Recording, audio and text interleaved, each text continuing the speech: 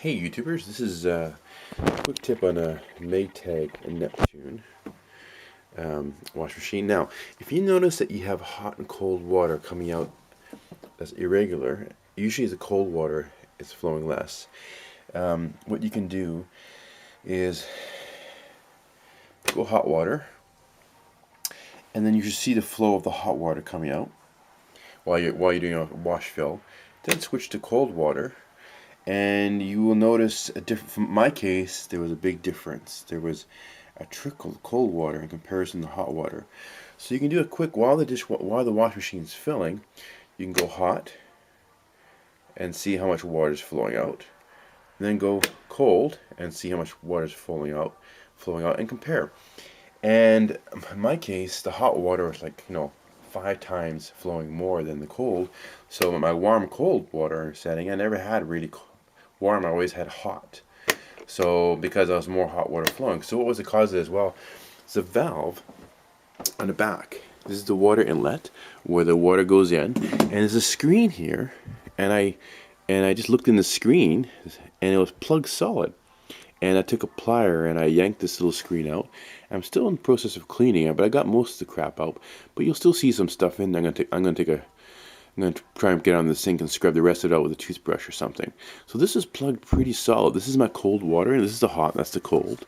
So this could be the cause of my problem. And I'm going to simply finish cleaning this guy up, and then I stick it back in. I used to just use a fine tooth, a nose plier, and I just yanked this puppy out. So you just pull it like this, gently, and it was plugged pretty solid. With debris, and you still see some debris in there. I've been trying to wash it out. So you see that debris in there? That was plugged pretty much solid. So I'm still trying. That's stubborn. That last little bit's a little bit stubborn, so I'm trying to get that out. So that was probably the cause of my cold water or not. The valve, this is part of the valve assembly. These two inlets is the solenoid valve assembly. So right behind here is the solenoid that actually controls water. So the problems we're going to be right in this area here.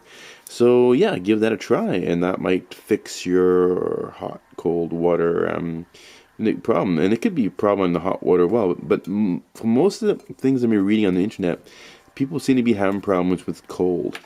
So let's give that a try and see. Oh yeah, much big improvement. My cold water is gushing a lot more. And let's switch to hot. That's the hot. It's about the same now. Before, let's go back to cold. Yeah, cold and hot have roughly the same amount of water coming out, as you notice there. That's hot now. That's cold. Now I'm going to switch to warm, which is mix cold and hot together. Yeah, it's about the same. Great. Before, the cold water was doing. All I'm doing here, I'm just switching cold, right, hot, and you can compare the pressure difference between the two, and then we're looking pretty good. So that was it. That screen was plugged, and now she's working fine again. I'm glad I didn't have to change out that valve. Sometimes the valve can go too, but that's the whole idea of this screen, is to keep the valve from getting plugged up. Alright, that's great news. Saved myself some money there. Okay, I hope this helped you guys out. Okay.